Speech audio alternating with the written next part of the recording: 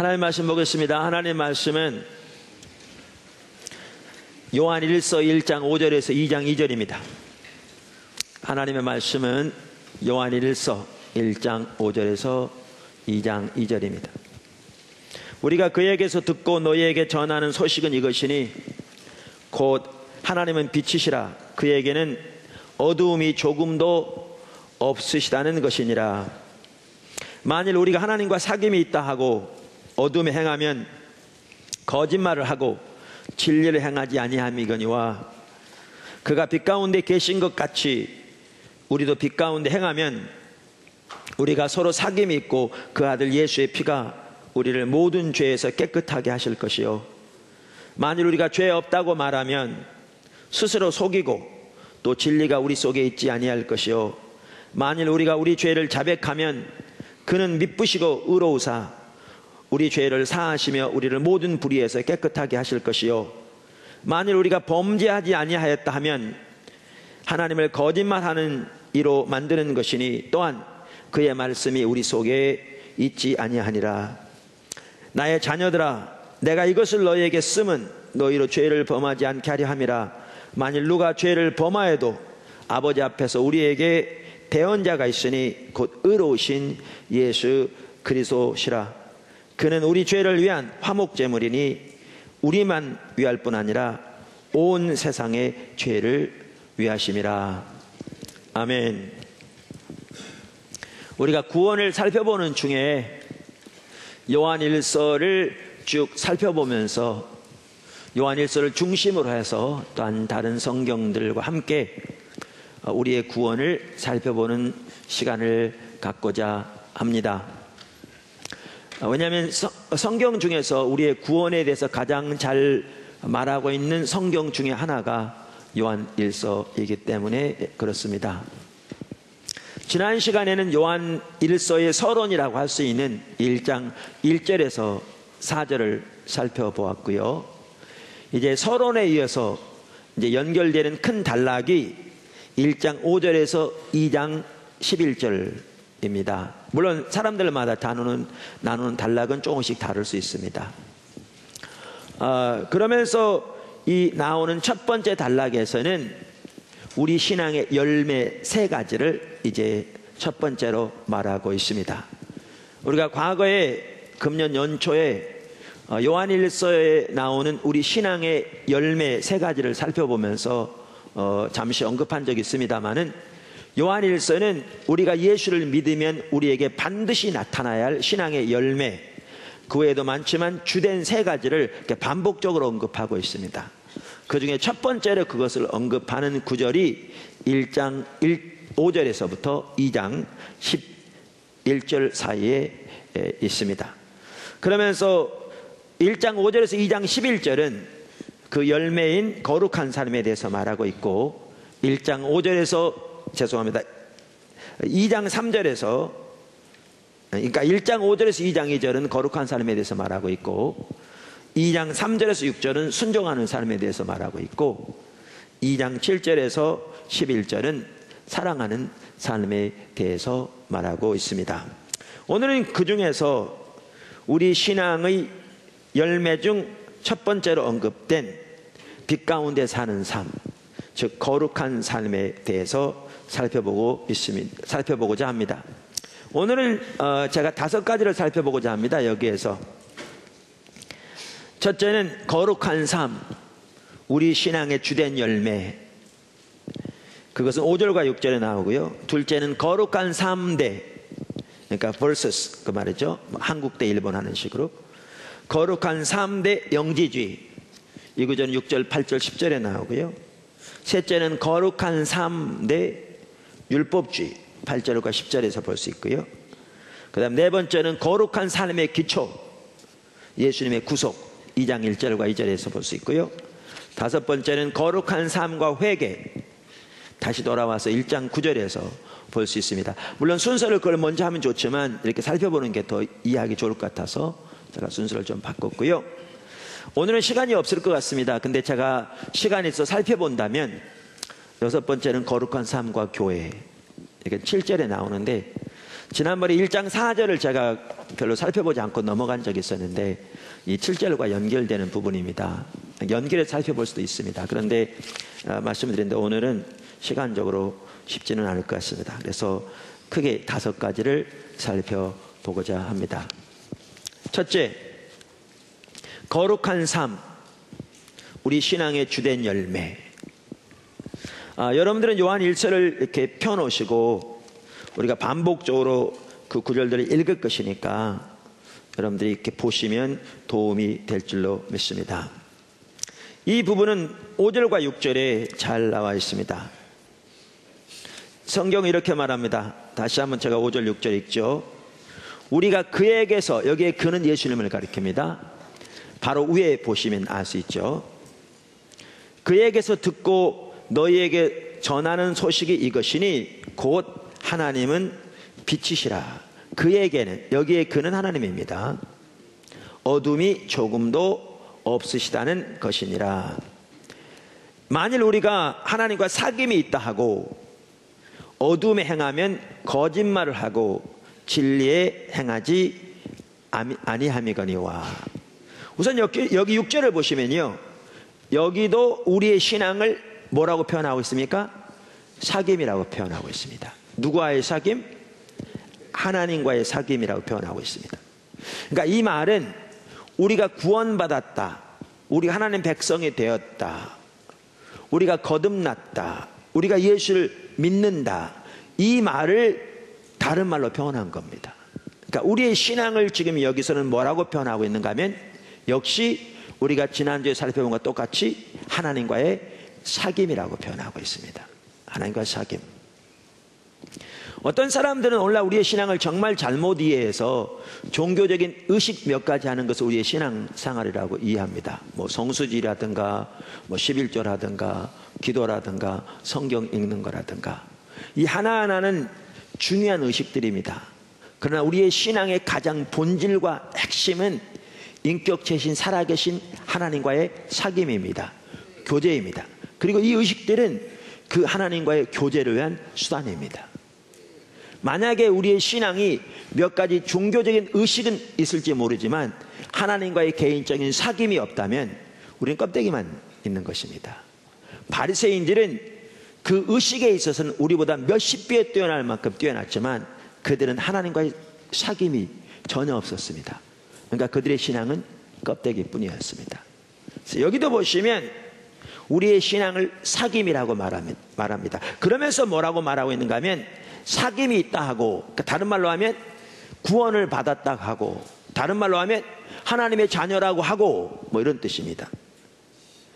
하고 어둠에 행하면 거짓말하고 진리를 행하지 아니함이거니와 라고 말함으로써 우리가 구원을 얻었다면, 우리가 진정으로 올바른 신앙을 가지고 있다면 우리에게 반드시 나타나야 할 한 가지 열매로 거룩한 삶을 말하고 있는 것을 볼 수 있습니다. 특별히 여러분, 이 5절은 이제 1절부터 4절까지 서론을 마치고 난 다음에 이제 본론으로 들어가면서 사도 요한은 예수님께로부터 들은 말씀을 가장 먼저 언급하는데, 그 말씀이 뭐냐? 하나님은 빛이시라는 말씀입니다. 하나님은 빛이시라는 말씀. 그러면서 하나님에게는 조금도 어둠이 없다 라고 이 말을 가장 먼저 언급함으로써 이 하나님의 성품에서 나오는 거룩한 삶, 그분과의 사귐이 있다면 반드시 우리에게 있어야 할 그 거룩한 삶이 얼마나 우리 신앙의 중요한 열매인가라는 것을 여기서 강조하고 있습니다. 강조하고 있습니다. 말씀드린 대로 거룩한 삶은 하나님의 속성에 기초하고 있습니다. 그러니까 하나님의 속성 중에 하나가 뭐냐? 하나님은 빛이시라는 겁니다. 빛이시라는 겁니다. 하나님이 빛이시라는 속성은 하나님의 속성 중에 가장 중요한 속성 중 하나입니다. 그렇기 때문에 우리의 신앙은 하나님과의 사귐인데, 우리가 하나님과의 사귐을 가지려면 우리에게는 반드시 거룩한 삶이 있어야 한다 그 말이죠. 여러분 요한일서에 보면 하나님의 속성에 대해 딱 두 가지를 말하고 있습니다. 성경 전체적으로 볼 때 하나님이 어떠한 분이신가 라는 것은 수없이 많이 나와 있죠. 근데 요한 1서에는 하나님의 속성에 대해서 두 가지를 말하고 있다고요. 그 하나가 뭐죠? 하나님이 빛이시라는 것입니다. 또 하나가 뭡니까? 4장에 보면 하나님이 사랑이시다라는 겁니다. 그러니까 하나님이 빛이시고 하나님이 사랑이시라는 이 하나님의 속성이 요한일서에는 두 가지 나오는데, 하워드 마샬이라고 하는 유명한 학자가 있습니다. 그 하워드 마샬이 말하기를 이렇게 얘기합니다. 요한일서에서 하나님의 성품이 마귀와 세상의 성품과 날카롭게 대조되고 있다. 그러면서 마귀와 세상의 성품은 거짓과 미움과 악함이다. 요한일서에서는 하나님의 성품이 두 가지가 기록되어 있는데 빛과 사랑. 요한일서에서는 이 하나님의 성품과 마귀의 성품이 극명하게 대조되고 있다는 거죠.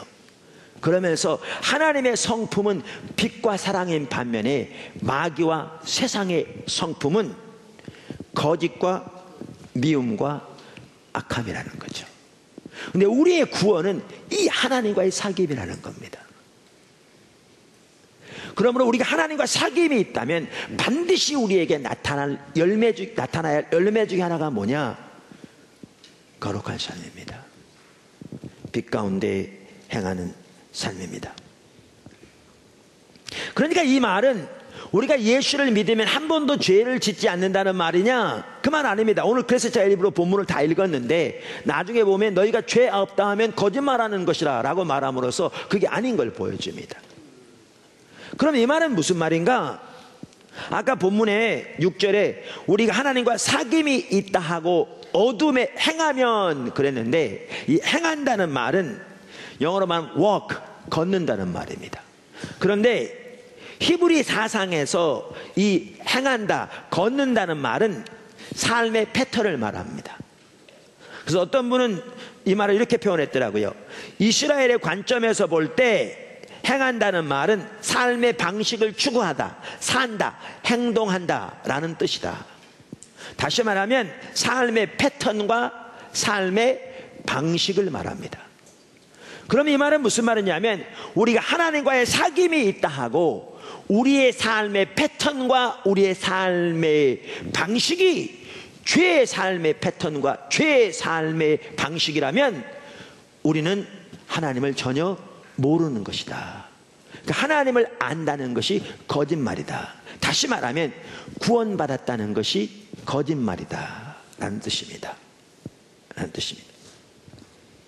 이와 같이 성경은 말하기를 우리가 거듭났으면 우리에게 반드시 나타나야 할 핵심적인 열매 중 하나가 거룩한 삶이다 라고 말합니다. 아멘. 둘째, 거룩한 삶 대 영지주의. 거룩한 삶 대 영지주의. 지난 시간에도 살펴보았습니다마는 사도 요한이 요한일서를 쓰게 된 하나의 동기는 그 당시 교회를 심각하게 오염시키고 있던 영지주의에 기초한 이단적인 가르침으로부터 교회를 보호하기 위해서 그랬습니다. 오늘 읽었던 본문 중에 6절, 8절, 10절 등은 그 배후에 영지주의적인 이단을 염두에 둔 말씀인 것을 볼 수 있습니다. 물론 당연히 그 말씀들은 우리 모두에게 해당된 말씀입니다. 그러나 그 당시 상황에서 그들을 염두에 두고 특별히 더 언급한 말씀들이라 그 말입니다. 그 6절, 8절, 10절은요 뭘로 시작하냐면 영어로 말하면 if we claim 이렇게 시작합니다. 만약 우리가 이렇게 주장한다면 이렇게. 그래서 6절 보시면 만일 우리가 하나님과 사귐이 있다고 어둠에 행하면 거짓말을 하고 진리를 행하지 아니하거니와 8절 만일 우리가 죄 없다고 말하면 스스로 속이고 또 진리가 우리 속에 있지 아니할 것이요 10절 만일 우리가 범죄하지 아니하였다 하면 하나님을 거짓말하는 이로 만드는 것이니 또한 그의 말씀이 우리 속에 있지 아니하리라. 이를 구절을 잘 이해하기 위해서 제가 그 당시 영지주의의 가르침을 간단히 요약해서 말씀드리겠습니다. 제가 가지고 있는 성경 중에 NIV 스터디 바이블이라는 성경이 있습니다. 이 성경 아닌데요. 거기에 보면 이제 간단한 주석들이 달려 있습니다. 영어로 된 성경인데 거기에 보면 요한 1서에 대한 간단한 서론을 달면서 그 성경에 보면 영지주의에 대해서 이렇게 말했더라고요. 거기에 나온 내용들 제가 우리말로 번역한 내용입니다.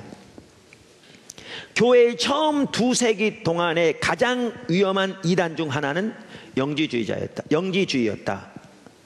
그것의 중심 가르침은 영은 전적으로 선한 것이고 물질, 매터, 물질은 전적으로 악한 것이라는 것이었다. 이 비성서적인 이원론으로부터 5가지의 중요한 잘못이 흘러나왔다. 그러니까 5가지 주된 그 영지주의 특징을 이제 그러면서 말하는 겁니다. 첫째, 물질인 사람의 몸은 악한 것이다. 그러니까 이걸로 나누는 거죠. 영은 거룩한 것, 물질, matter, 물질은 악한 건데 사람의 육신도 물질이기 때문에 악한 것이다 라는 것입니다. 그래서 이 물질은 전적으로 영이고 전적으로 선한 하나님과 대조돼야 한다라고 그들은 가르쳤습니다. 둘째, 구원은 몸으로부터 탈피되는 것으로서 여러분 그래서 그들은요 구원을 어떻게 이해했냐면 이 선한 영이 타락한 악한 육체로부터 이렇게 탈피되는 것이 구원이라고 믿었습니다. 그래서 그들은 가장 행복이 뭐냐?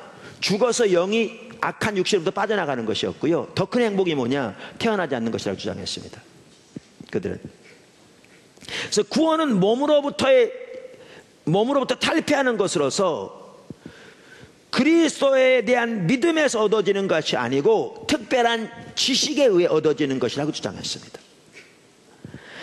영지주의는 영어로 나스티즘이라고 합니다. 앞에가 G가 있습니다. 묵음인데요. 이게 어디서 나왔냐면 헬라어에서 지식이라는 단어를 그노시스라고 합니다. 그래서 거기에서 이 나스티즘이라는 영지주의가 나왔습니다. 우리말 번역에 영지주의라고 번역한 그 G자가 지식을 말할 때 말하는 거죠. 영적인 지식. 그래서 그들은 예수를 믿어서 구원 온다고 가르치지 않고 특별한 지식을 얻음으로써 구원 온다고 가르쳤습니다.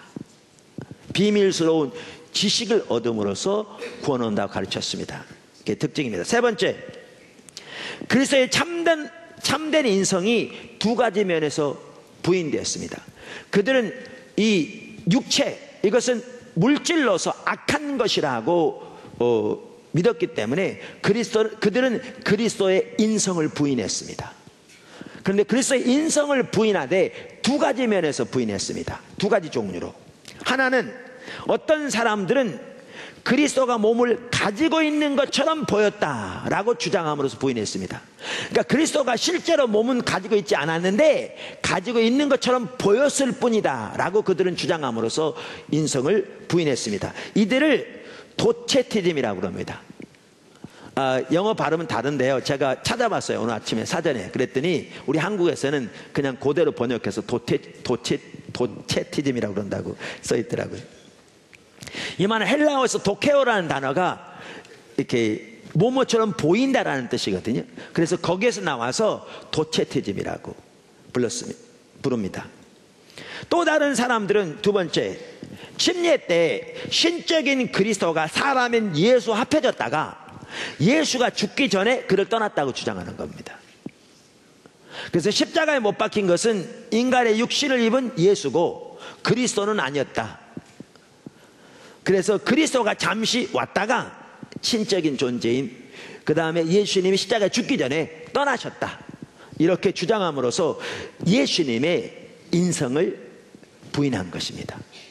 나중에 이런 그 주장을 케렌티아니즘이라고 그럽니다. 역시 그냥 영어를 우리말 발음식으로 번역해가지고. 왜냐하면 이렇게 주장을 펼쳤던 그 대표적인 인물이 케린투스라는 사람이었거든요. 그래서 케렌티아니즘이라고 부르는데, 나중에 보시면 요한일서의 배경에 이들에 대한 잘못된 가르침을 배격하기 위한 부분이 많은 것을 나중에 볼 수 있습니다.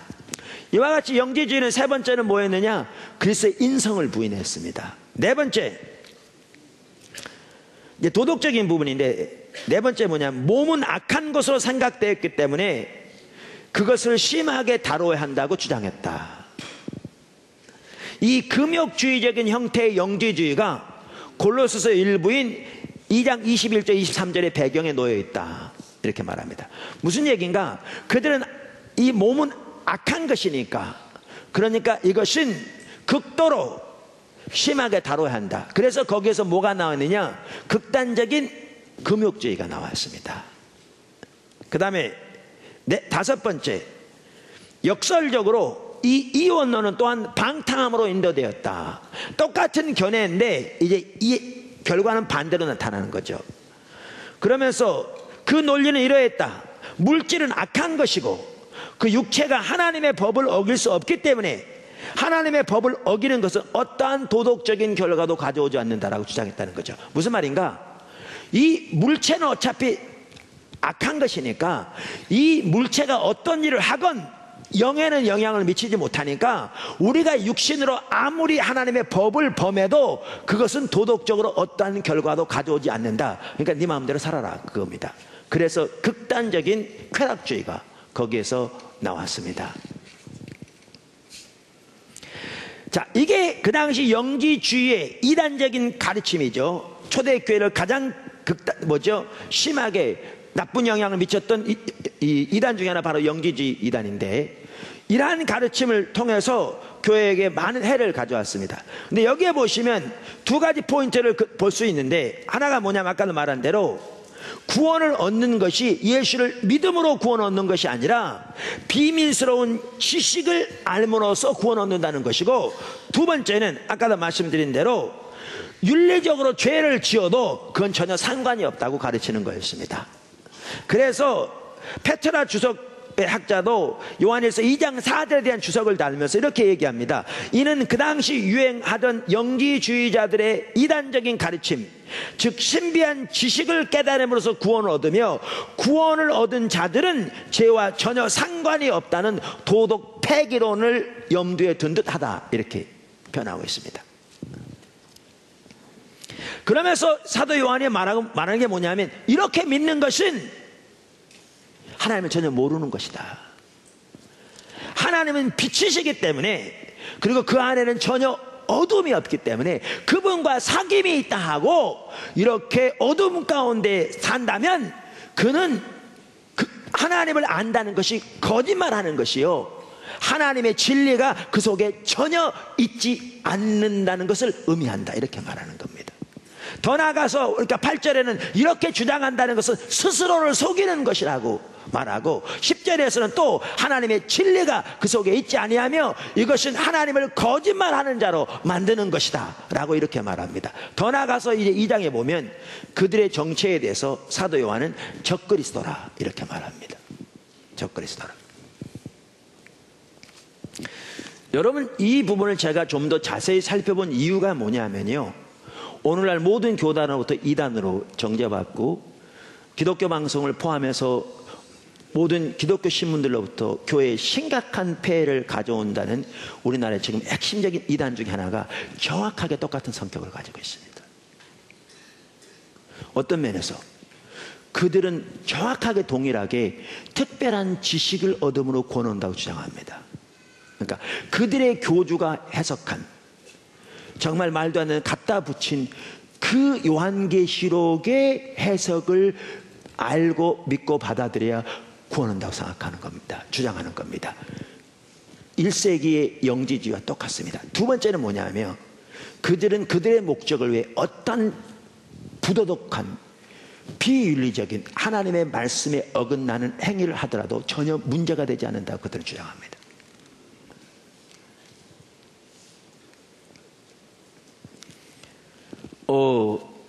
그런 의미에서 똑같습니다. 성격이. 그 예안교회 한 자매가 있는데 여러분 그들은 속이고 오는 거 아세요? 미리 다 조사하고 옵니다.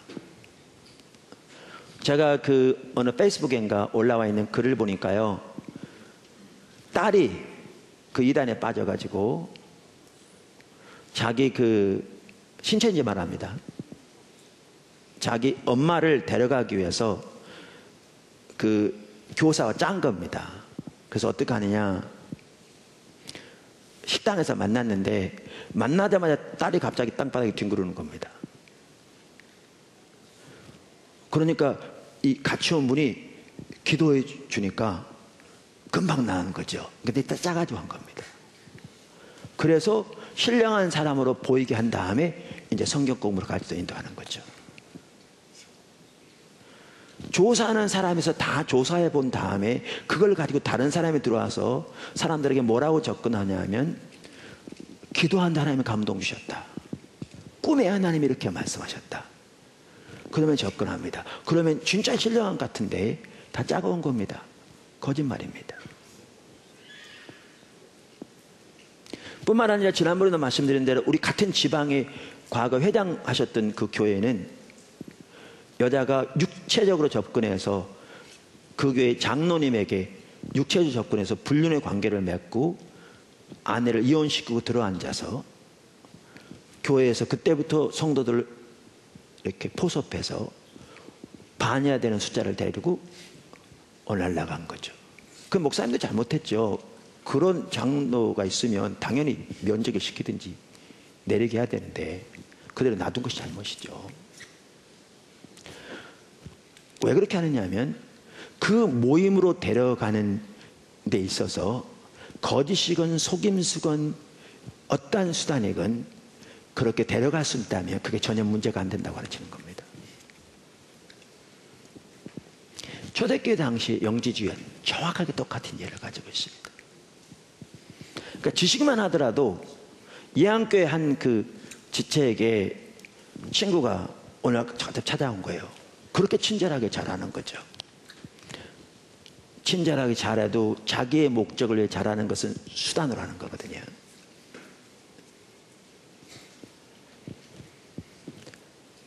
친절하게 잘하게 와서 이렇게 오면서 어느 날 성경을 보면서 자꾸 그러더래요. 호세아 4장 6절, 이 백성이 지식이 없으면 망한도다. 거기서 시작합니다. 근데 거기에 말하는 지식은 하나님을 아는 지식을 말합니다. 명명백백하게 그 문맥을 보면 아시지. 그리고 하나님을 아는 지식이라는 것은 하나님과의 교제를 말합니다. 그래서 요한일서에 우리의 신앙을 사귐이라고 표현했다가 나중에 이제 2장에 보면 알지만 그걸 다른 말로 하면 하나님을 아는 것이라고 표현합니다. 그러니까 하나님을 아는 지식이 없어 망한다는 거죠. 근데 그들은 지식이 없어 망한다 그러면서 이제 그걸 토대로 해서 자기들이 말하는 그 지식을 믿어야 구원 얻는다고 이제 이도해 갑니다. 근데 이제 그 자매 같은 경우에는 자기가 배운 게 있어서 그 지식은 그게 아니지 않냐, 이건 하나님 아는 지식이 말이야, 이렇게 여러 번 말하니까 안 통했던 모양이에요. 하루는 문자가 왔는데 이 친구가 자기 윗사람에게 보낸 문자를 잘못해서 이 친구한테 보낸 거예요. 예안교회 친구한테. 그러면서 뭐라고 써있냐면 이름을 말하면서 얘는 안 될 것 같아요. 그래서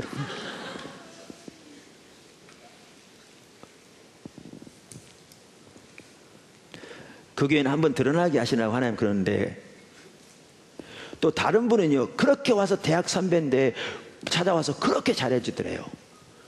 그래서 만나서 그렇게 잘해줘서 그러면서 성경 공부 잘하는 데가 있다고 가자고 그러는데 어느 날 갑자기 문자가 왔는데 이게 또 잘못 일이 온 겁니다. 하나님 하신 것 같아요. 뭐라고 왔냐면 이름을 말하면서 걔는 준비된 것 같아요 이렇게 온 거예요. 그러니까 이렇게 자기네 그 뭐한테 보낼 거를 잘못 보낸 겁니다. 그래서 그걸 보고 교회에서 그런 걸 접근을 받은 사람이 있으면 손들어 보라고 그랬더니 적지 않은 사람들 손들더래요. 그렇게 접근합니다. 근데 보십시오. 성경에서 말하는 구원은요, 예수를 믿는 믿음뿐입니다. 자기들이 정말 말도 안 되게 갖다 붙여놓은 그 특별한 지식을 알아야 구원 온다고 주장하는 것은, 그것은 전혀 성경적이 아닙니다. 안 해. 사도 바울이 말하기를 여러 곳에서 십자가에 못 박힌 예수 그리스도를 전하는 것이 복음을 전하는 것이라고 여러 곳에서 말하면서, 그 예수를 믿음으로 구원 온다고 여러 곳에서 말하면서, 갈라디아서 1장에서 내가 전한 복음 외에 다른 복음을 전하면 그것이 천사든지 사람이든지 저주를 받을지라고 2번씩이나 강력하게 경고합니다. 사도 바울이, 다른 사람도 아니고.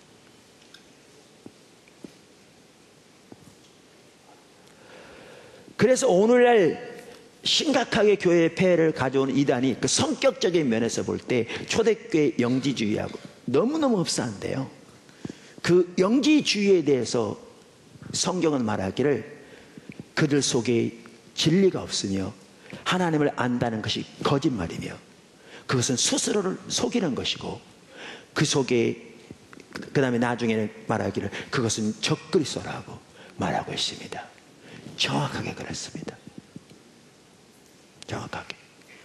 그분은 빛이시기 때문에 그분과의 사귐이 있다면 나타나는 열매 중에 핵심적인 열매가 뭐냐? 거룩함입니다. 여러분, 성령은 진리의 영이기 때문에요, 심지어 하나님의 목적을 위한 것이라도 거짓된 수단을 사용하도록 절대로 인도하지 않습니다.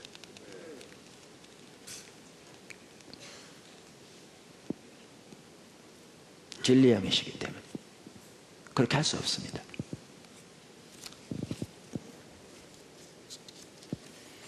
세 번째, 거룩한 삶 대 율법주의. 오늘 이 말씀들은 그 당시 교회를 심각하게 이렇게 오염시키고 있던 그러한 영지주의자들에 대한 반박일 뿐만 아니라 우리 모두에게 대한 하나님의 말씀입니다. 그렇기 때문에 오늘 이 말씀은 또한 자기들을 의롭다고 생각하는 모든 자들에 대한 하나님의 준엄한 선포이기도 합니다. 무슨 말이냐? 10절을 보십시오. 다시 한번. 만일 우리가 범죄하지 아니하였다 하면 하나님을 거짓말하는 이로 만드는 것이니 또한 그의 말씀이 우리 속에 있지 아니하니라. 그러니까 이 말씀이 아까도 말씀드린 대로 영지주의에 대한 반박일 뿐만 아니라 저는 더 나아가 율법주의에 대한 반박도 된다고 믿습니다. 그러니까 여기에 해당하는 사람들이 여럿 있을 수 있는데요, 그 중에 하나가 뭐냐면 바로 율법주의에 대한 부분이죠. 자, 그 아래 작은 첫 번째, 하나님은 성경을 통해 인간 전체가 범죄하였으며 죄에 신음하고 있음을 선포하고 있습니다. 하나님은 성경을 통해 인간 전체가 범죄하였으며 죄에 신음하고 있음을 선포하고 있습니다. 시편 14편 2절, 여호와께서 하늘에서 인생을 굽어 살피사 지각이 있어 하나님을 찾는 자가 있는가 보려 하신즉 다 치우쳐 함께 더러운 자가 되고 선을 행하는 자가 없으니 하나도 없도다. 우리가 잘 아는 로마서 3장 9절이야. 그러면 어떠하냐? 우리는 나으냐? 결코 아니라 유대인이나 헬라인이나 다 죄 아래 있다고 우리가 이미 선언하였느니라. 기록된 바 의인은 없나니 하나도 없으며 깨닫는 자도 없고 하나님을 찾는 자도 없고 다 치우쳐 무익하게 되고 선을 행하는 자는 없나니 하나도 없도다.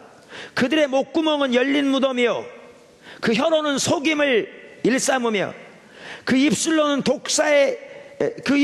독사의 독이 있고 그 입에는 저주와 악독이 가득하고 그 발은 피 흘리는데 빠른지라. 파멸과 고생이 그 길에 있어 평강의 길을 알지 못하였고 그들의 눈앞에 하나님을 두려워함이 없느니라 함과 같으니라. 23절 모든 사람이 죄를 범하였음에 하나님의 영광에 이르지 못하더니.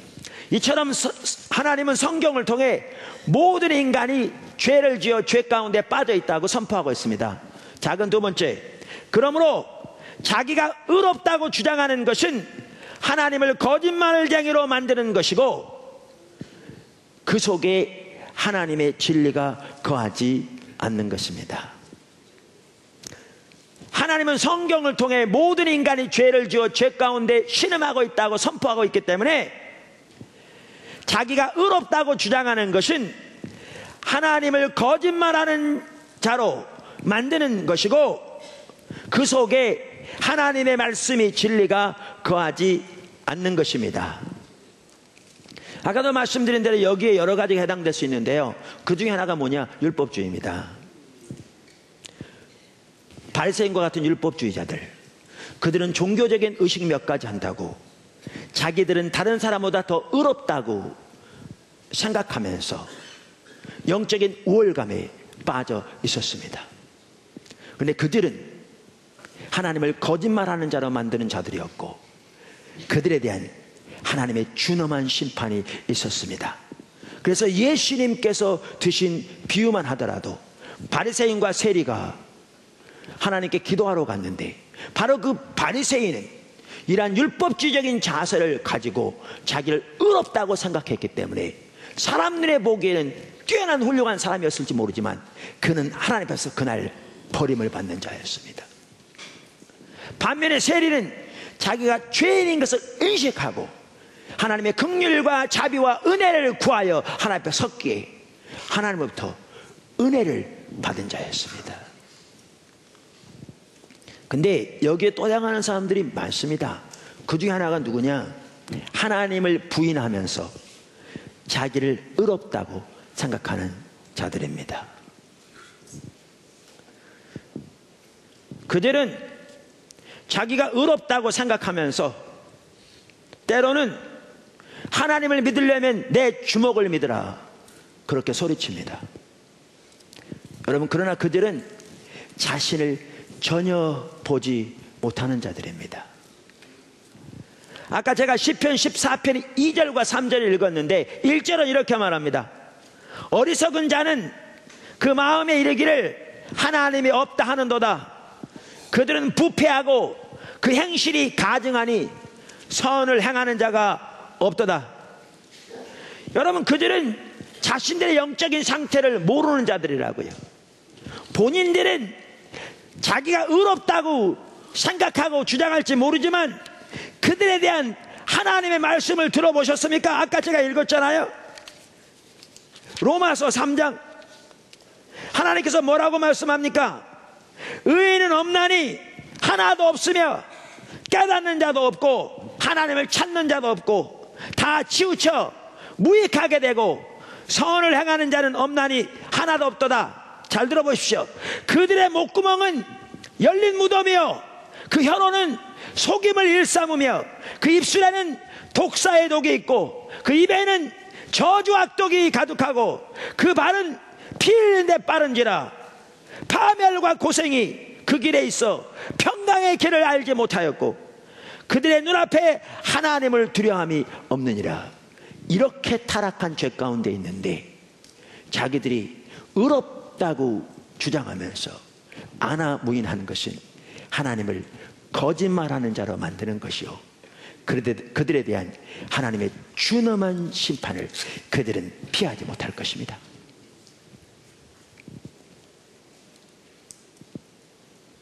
하나님의 은혜와 은총과 구원을 받기 위해서는 가장 첫 번째 있어야 할 조건 중에 하나가 자기가 하나님 앞에서 죄인인 것을 인식하는 것입니다. 자기가 죄인인 것을 인식하지 못하는 사람들은 그들을 용서하시는 하나님의 은혜와 용서와 긍휼을 필요로 하지 않습니다. 그래서 닥터 스몰이라는 학자는 이렇게 말했습니다. 그들은 결국 죄인들을 용서하시는 하나님의 은총 전체를 부인하는 자들이고, 심판하시는 하나님에 대해 도전하는 자들이다, 이렇게 말했습니다. 그래서 오늘 이 본문 말씀은 영지주의자들에 대해서 강력한 하나님의 심판을 말할 뿐만 아니라 자기를 의롭다고 주장하는 자들에 대해서 강력한 하나님의 심판을 말하고 있습니다. 여러분, 구원뿐만이 아닙니다. 우리가 십자가의 능력을 경험하는 것, 하나님의 은혜를 경험하는 것, 모든 면에서도 하나님 앞에 나갈 때 그 가장 첫 번째 우리에게 있어야 할 것 중에 하나가 뭐냐? 우리가 하나님 앞에서 죄인이라는 사실을 인식하는 것입니다. 이길수 목사님 그 얘기하시잖아요. 한 번은 교회에서 예수님의 십자가에 대해서 몇 주 동안 설교했대요. 몇 달 동안, 몇 주간이요. 그래서 자기는 이 정도 됐으면 성도들이 뒤집어질 줄 알았대요. 그 십자가에 감격해서, 그 사랑과 그 은혜에 감격해서. 근데 뒤집어지기는커녕 전혀 감격이 없더래요. 그분 표현에 성도들이 뒤집어지지 않으면 자기가 뒤집어진다고. 자기가 뒤집어졌대요, 하나님 앞에서.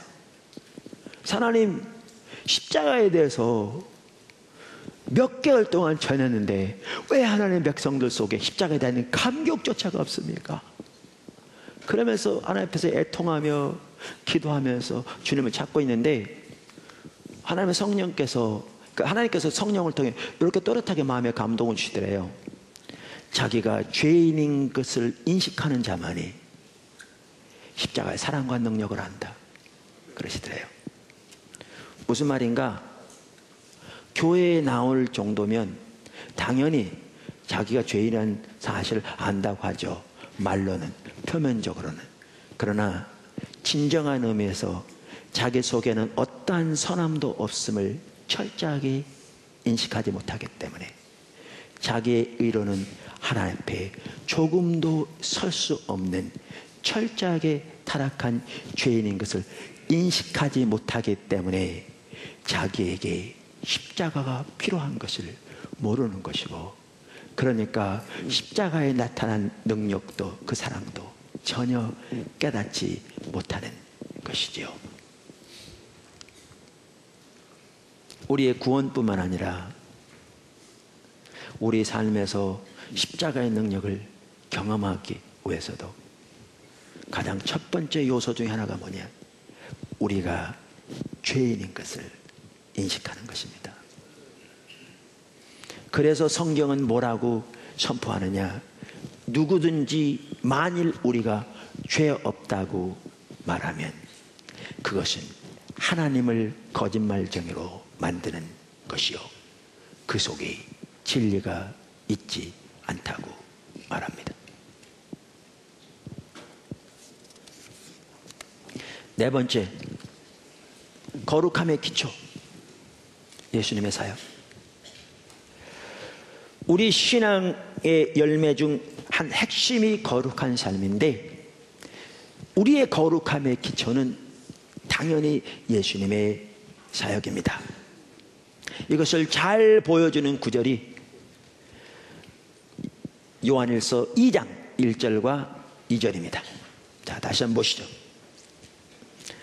나의 자녀들아, 내가 이것을 너희에게 쓰면 너희로 죄를 범하지 않게 하려 함이라.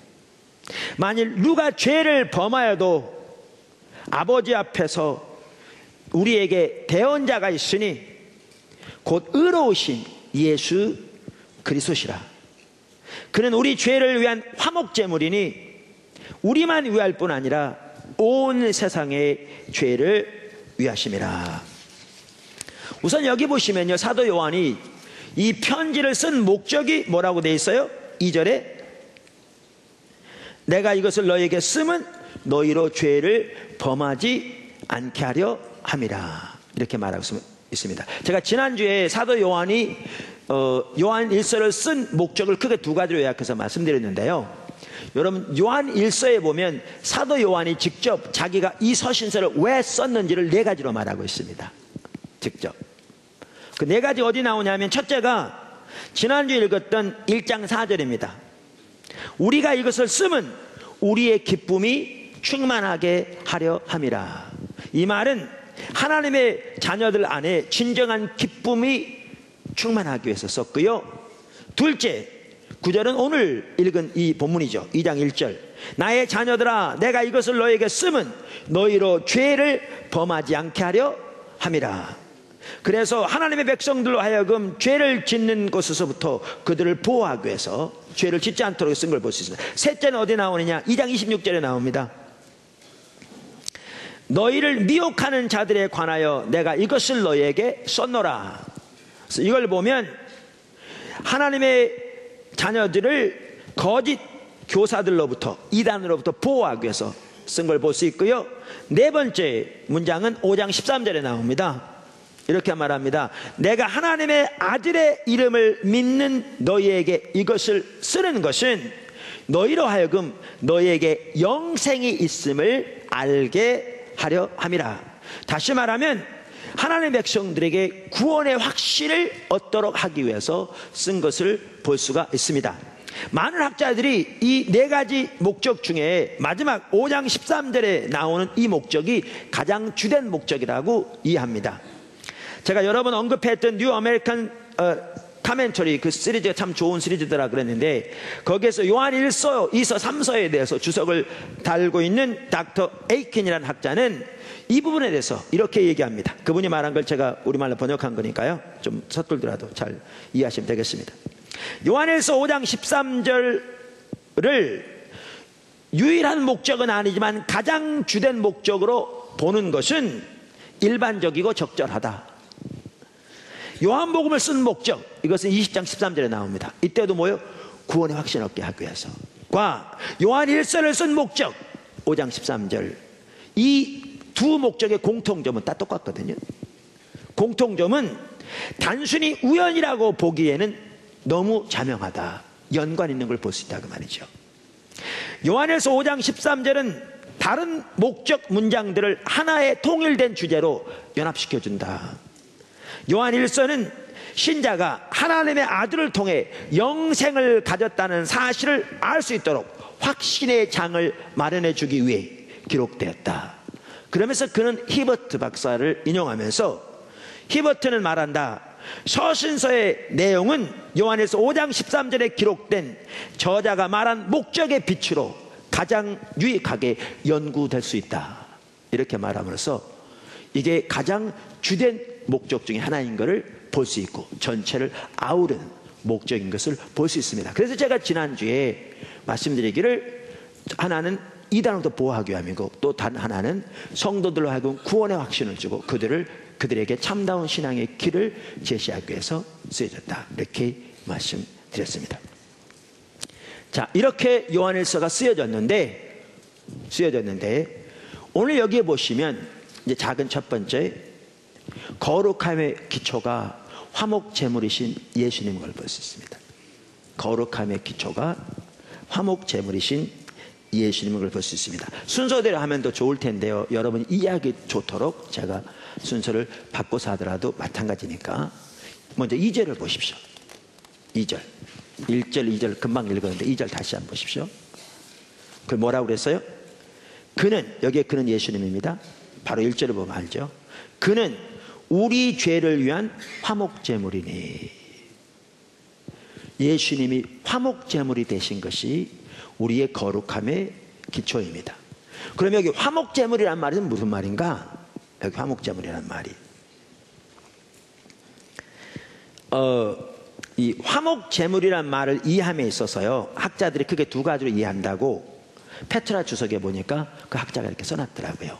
하나는 어떤 의미에서 이해하느냐 하면 expiation, 어려운 단어입니다. 또 다른 것은 어떤 관점에서 이해하느냐, propitiation, 영어를 아는 사람도 잘 모르는 어려운 단어들입니다. 자, 그러면 expiation이란 말은 뭐냐면요, 그러니까 우리말로 번역하면 뭐죠? 그러니까 화목, 그러니까 속죄라고 번역되어 있는 단어입니다. 속죄라고. 그러면 propitiation은 뭐냐면 달램이라고 번역할 수 있는 겁니다. 어떤 분이 이렇게 번역했다. 달래다 할 때 달램. 속죄, 달램. 제가 그래서요, 이 부분에 대해서 신학 사전을 찾아봤어요. 신학 사전을 찾아봤더니 이렇게 간단하게 요약했더라고요. 요약한 걸 제가 우리말로 번역한 겁니다. 자, 읽어볼게요. 그러니까 expiation, 속죄와 propitiation, 달램, 이 용어들은 기독교 신학에서 구속의 성격과 효과를 하나님과 그리고 사랑과 관련해서 직접적으로 연계하고 정의하는 데 사용되는 용어들이다. 이 두 용어들은 약간 다른 의미를 가지고 있고 어떤 때는 신학자들에 의하여 서로 반대되는 자리에 놓이기도 하지만 그것들을 상호 보완적으로 보는 것 역시 가능하다. expiation, 속죄는 죄가 사하여지고 덮어지는 과정을 의미하고, 죄가 사하여지고 덮어지는 과정을 의미하고, propitiation, 달램은 개인적인 물체를 가지고 상처받은 쪽을 분노와 화로부터 달래는 것, 특히 기독교의 하나님을 달래는 것을 의미한다. 그러니까 속죄는 뭐냐면 expiation은 죄를 사하는 속죄의 과정을 말하는 거고, 달램은 우리의 죄로 인해서 하나님의 마음이 심히 상해 있어서 그 하나님께 제사를 드림으로 그분께서 제사를 받으심으로 이 죄를 사하는, 그러니까 하나님을 달래는 그런 의미를 가지고 있다, 그 말이에요. 이 두 개가 약간 차이가 나죠. 그러면서 속죄는, expiation은 propitiation, 달램의 개념 아래 놓인다. 성경에서 그것은, 속죄는 달램이 없이 존재할 수 없다. 그러니까 둘이 연결된다, 그 말이죠. 자, 이렇게 제가 설명드리고요, 아까 말한 페트라 주석의 학자가 여기에 예수 그리스도가 화목제물이 되었다는 이 말에 대해 주석이 달아난 걸 제가 읽어보겠습니다. 이 말을 이해하고. 자, 본문은 앞절에서 언급된 의로우신 예수 그리스도께서 중보 사역을 행하실 수 있는 자격으로서 화목제물임을 제시한다. 그러면서 화목제물로 번역된 헬라어 힐라스모스는 제의적인, 제사를 드릴 때 쓰는 용어, 제의적인 용어로 두 가지 의미를 지닌다. 그러면서 첫째, 혹자는 속죄, expiation을 의미한다고 주장한다. 웨스트가트처럼. 이 견해에 의하면 하나님께서는 속죄를 위한 제사의 대상이 아니라 속죄의 주체로 속죄의 근원이 된다. 무슨 말이냐면, 이렇게 이해할 때 예수님이 화목제물이 되었다는 말은 하나님이 하나님의 마음을 달래기 위해 받으시는 제물이 되었다, 그 말이 아니고, 하나님이 이 예수님을 내어주셔서 죄를 사하는 속죄의 제물로 삼으셨다는 의미다, 그 말이에요. 그렇게 이해하면, 그러니까 하나님이 속죄의 주체가 되어서 속죄의 근원이심을, 그래서 그 속죄를 이루기 위해서 예수님을 내어주신 것을 의미한다. 그렇게 이해한다면 이 속죄 제물이, 이해하시죠?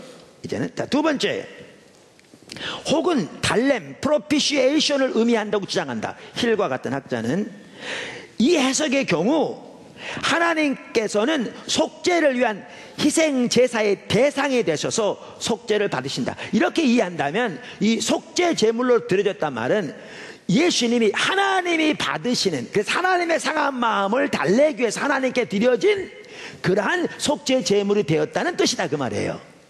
이렇게 이해하면 속죄 제물이라는 뜻이. 그러면서 아까 말씀드린 그 페트라 주석의 저자도 이렇게 말합니다. 이어서 이 두 가지 해석은 서로 배타적이라기보다는 상호 보완적이다. 그러면서 바커, 스몰리, 스타트, 로우 같은 수많은 학자들이 이렇게 보완적으로 본다. 그러면서 구약 성경에서 하나님은 율법을 통해서 희생 제사를 제정하심으로써 속죄의 길을 여셨을 뿐 아니라 그 희생 제사를 받으셨다. 그러니까 하나님이 속죄, 그러니까 희생제사 제도를 제정하심으로써 죄를 사하기 위해서 제물을 내어주신 그러한 하나님으로 비춰져 있을 뿐만 아니라 동시에 그 제사를 하나님이 받으시는 분이었다. 그러니까 두 개가 섞여 있다, 보완되어 있다, 그 말이죠. 그러면서 신약 성경에서도 하나님께서는 아들이신 예수 그리스도의 희생을 통해서 죄인들을 의롭게 하시고 믿음으로 예수님 안에 거하는 자들을 의롭다고 선언하신다. 희생의 제물로 내어주셨다. 그래서 예수님의 희생 제사로 그를 믿는 자들을 의롭다고 선포하신다. 그러면서 이렇게 말합니다. 즉 하나님은 아들이신 예수 그리스도를 희생시키셔서 속죄 수단을 삼으셨을 뿐 아니라 expiation, 그 희생을 통하여 원수되었던 인간과 자신 사이를 화목케 하셨다. 그걸 받으시고 화목케 되셨다. propitiation, 그것이 같이 들어있다, 그 말이죠. 그래서 예수님이 희생 제물이 화목 제물이 되었다는 말은 이 두 가지 의미가 다 포함되어 있다, 그 뜻입니다. 이것에 대한 가장 적절한 예일지는 모르겠는데요, 제가 한 가지 예를 드릴게요. 이건 실화였대요. 뉴욕에서 한 노숙자가, 제가 과거에는 들은 적이 있는데, 하루는 배가 고파서 빵을 훔쳤다 합니다. 그래서 잡혔어요. 그래서 기소되었어요. 왜냐하면 빵을 훔친 건 죄잖아요. 그러니까 죄를 지었으니까 심판을 받아야죠.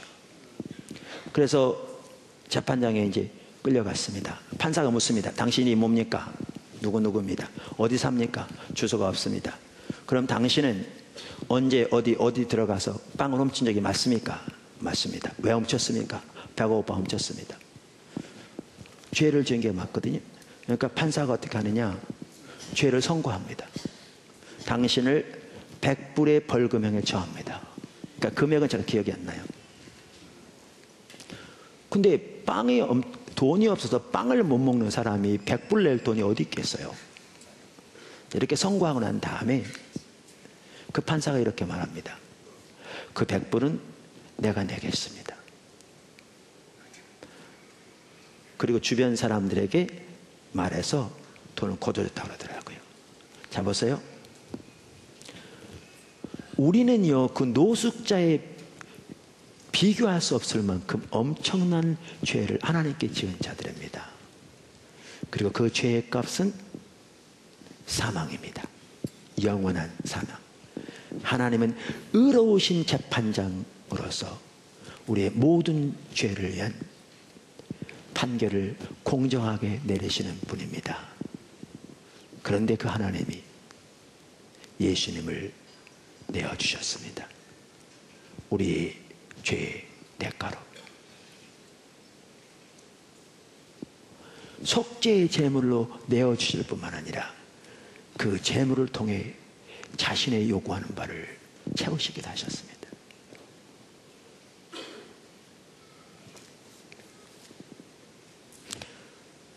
그 노숙자의 경우에는 그렇게 판결을 받고 값이 치러졌기 때문에 죄가 남아있습니까? 없습니까?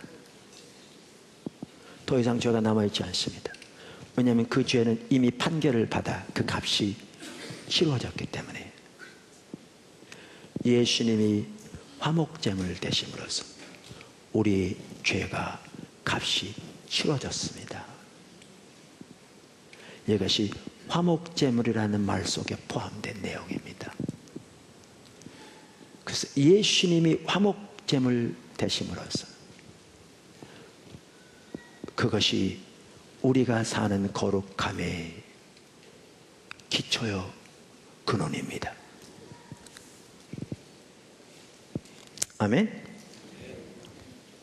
여기 한 가지 잠시 언급하고 넘어가면요, 이렇게 화목제물 되셨는데 우리의 죄뿐만 아니라 온 세상의 죄를 위한 화목제물이라 그랬습니다.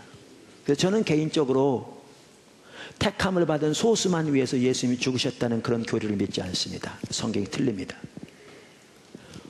모든 사람을 위해 화목제물이 되셨습니다. 그러면 자동적으로 모든 사람이 구원받느냐? 아니죠. 그를 믿는 자가 구원을 얻습니다. 그걸 믿는 자. 자, 작은 두 번째. 첫째는 화목제물이신 예수님이었고요. 작은 두 번째는 우리의 변호사이신 예수님. 우리의 변호사이신 예수님.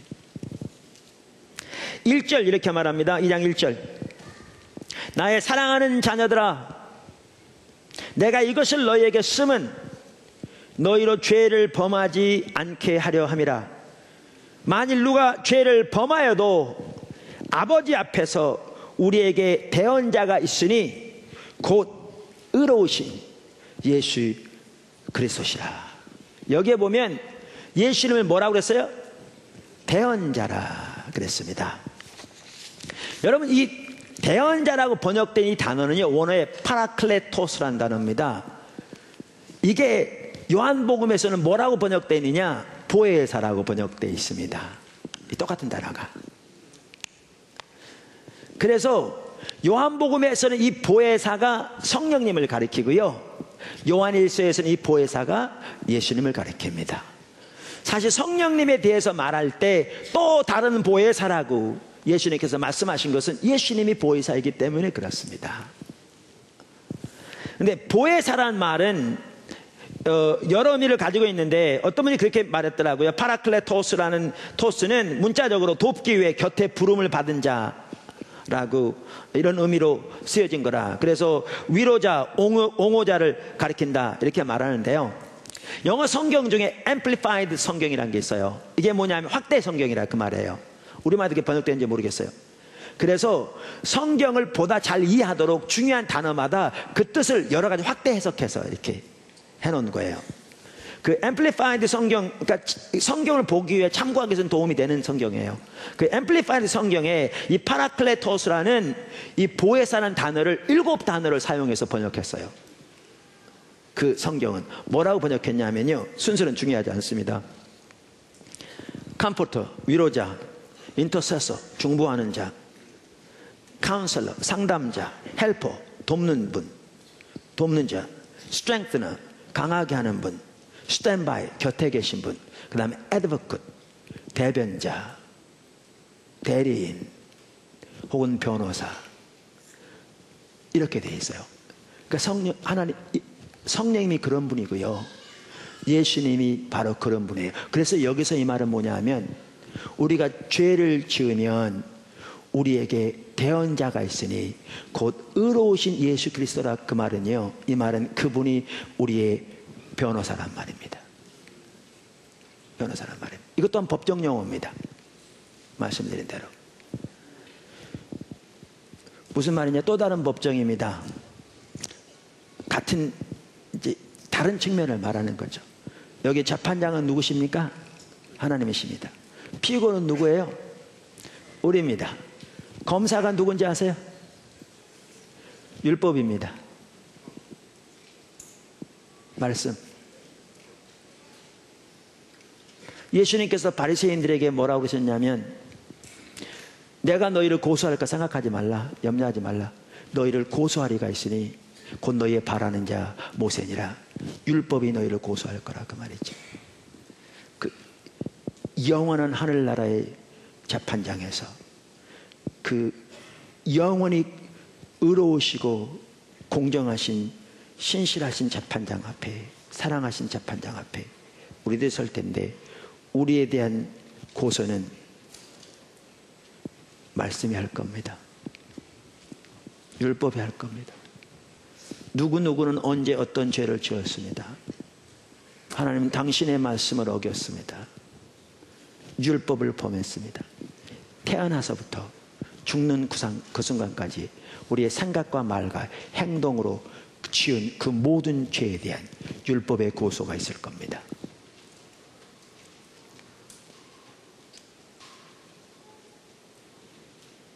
그리고 그러기에 피고는 영원한 죽음을 그 대가로 받아야 합니다라고 선포하겠죠. 근데 그 옆에 계신 분이 있습니다. 그분이 우리의 변호사이신 예수 그리스도입니다. 그분이 이렇게 말할 겁니다. 의로우신 재판장이신 아버지여, 말씀이 하는 모든 그 말이 다 옳습니다.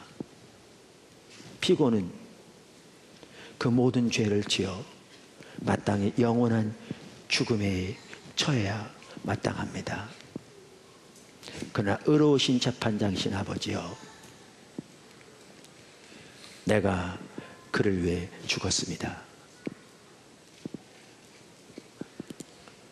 라고 그분이 변호할 겁니다.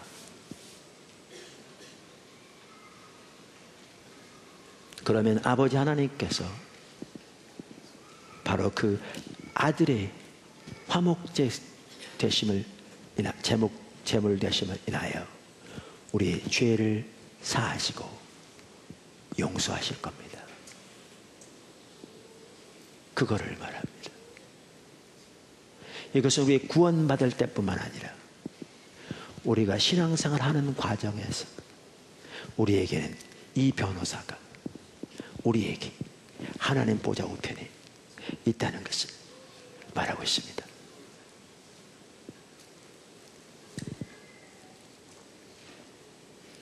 이 얼마나 놀라운 은혜요, 얼마나 놀라운 자비입니까?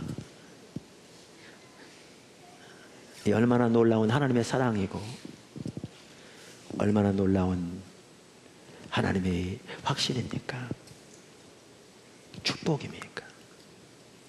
다섯 번째, 거룩함과 회개. 거룩함과 회개. 이처럼 우리에게는 변호사가 계신데 하나님 보좌 우편에 우리를 위한 곧 의로우신 예수 그리스도 그분 계신데, 그런 변호사가 계시기 때문에 우리는 아무렇게나 살아도 그분이 변호하셔서 우리의 죄가 무조건 용서되는가? 아니요. 우리가 해야 할 일은 뭐냐? 그게 1장 9절이 말한 바입니다. 회개입니다. 회개. 그래서 9절 이렇게 말하죠. 만일 우리가 우리 죄를 자백하면 그는 미쁘시고 의로우사 우리 죄를 사하시며 우리를 모든 불의에서 깨끗하게 하실 것이요.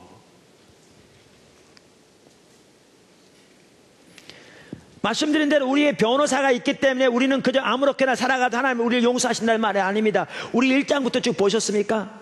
죄 없다는 자는 거짓말하는 자라. 하나님과의 사귐이 있다고 하면서 어둠 가운데 행하는 자는 거짓말하는 자예요. 그 속에 진리가 있지 않다. 그러니까 우리가 우리의 죄의 패턴이 그저 죄의 삶이, 그러니까 우리의 삶의 패턴이, 삶의 방식이 어둠의 방식, 죄의 삶이 되면서 그저 예수를 믿는다고 말한다고 해서 그분이 우리의 변호사이기 때문에 우리가 구원받는다는 말이 아닙니다. 1장부터 계속 말하고 있는 바와 같이 우리가 하나님과 동행하는 삶을 살 때 우리가 넘어질지라도 우리에게는 변호사가 있다고 말입니다. 변호사 뿐만 아니라 이 구절을 보면 우리는 구원파도 잘못된 걸 볼 수 있습니다. 구원파는 우리가 예수를 믿으면 하나님께서 과거, 현재, 미래의 모든 죄를 용서하셨기 때문에 우리는 더 이상 회개할 것이 없다고 말합니다. 그래서 그건 잘못된 겁니다.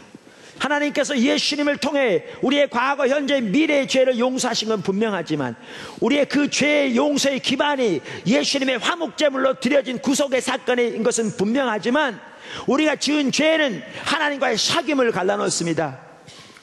교제를 갈라놓습니다. 그러므로 우리가 그 교제를 다시 회복하는 길이 뭐냐? 회개죠. 회개할 때 우리 죄를 용서하시고 하나님과 관계를 다시 회복시켜 주시는 것입니다. 그래서 2장 1절에서도 이 페트라 주석도 이렇게 말합니다. 보고 듣고 만지며 계속적으로 사귐이 있는 진정한 그리스도인들은 죄를 범치 말아야 한다. 왜냐하면 죄는 그리스도 안에 계시된 하나님과의 사귐을 단절시킬 뿐만 아니라 당시 영지주의자들처럼 사귐이나 사랑이 없음에도 불구하고 있는 줄로 착각하게 하기 때문이다.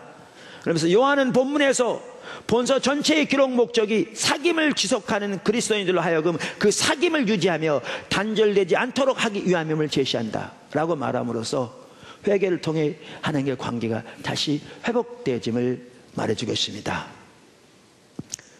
이처럼 예수님께서 우리의 변호사가 되십니다.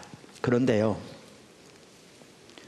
우리가 회개하되 그러면 변호사 되신 그분으로 인하여 우리 죄를 사하시는데, 이와 관련해서 한 중요한 포인트를 닥터 하워드 마셜이 얘기했더라고요. 그게 뭐냐 하면, 아까 저는 미쁘시고 의로우사 그랬죠. 이 미쁘시다 말은 신실하다고 말해요. 신실하시고 의로우사 그랬는데, 그분이 이 말에서 이렇게 설명했더라고요. 들어보세요. 여기에 말하는 신실함은 그분의 백성을 용서하시리라는 그분의 약속을 고수하시는 신실함이다. 신실함은 하나님의 성품인데, 그 하나님의 모든 성품을 가지고 그분은 무엇을 고수하시느냐. adhere 그러니까 한편은 집착하다라고 번역할 수 있는 말이거든요. 무엇을 붙드시느냐, 고수하시느냐. 자기 백성을 용서하시겠다는 그 약속을 고수하신다는 거죠. 그 신실함을 가지고.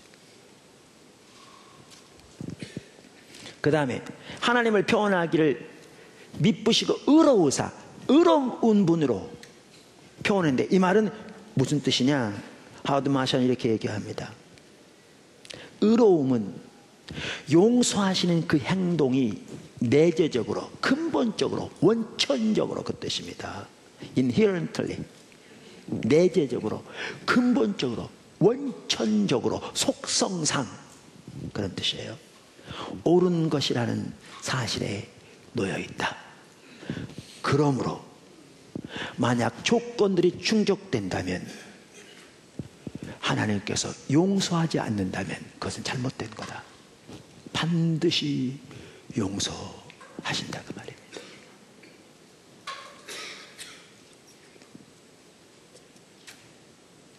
하나님의 성품과 관련되기 때문에. 이렇게 볼 때 우리의 신앙생활은요, 줄타기와 같아요. 무슨 말이냐. 어떤 사람이 이렇게 줄을 타는 거 아시죠? 외줄을 해서 이렇게 균형을 잡아가면서. 근데 그 아래에 그물망이 있다면요, 이 줄 타는 사람은 전혀 두려워하지 않아요. 왜? 자기가 가다 넘어져도 자기를 모든 위험에서 건질 그 보호막이 아래에 있다는 것을 알기 때문에 그 그물이 있는 한 그는 전혀 두려워하지 않습니다. 두려워할 필요가 없습니다. 그래서 그는 줄을 잘 타고 갑니다. 근데 가다 넘어지면 그 그물이 그를 보호해 줍니다. 그럼 다시 일어나 줄을 타고 가는 거죠. 한편은 우리 신앙이 그와 같습니다. 우리는 하나님과 동행하는 거룩한 삶을 삽니다. 그러나 우리가 넘어질 수 있습니다.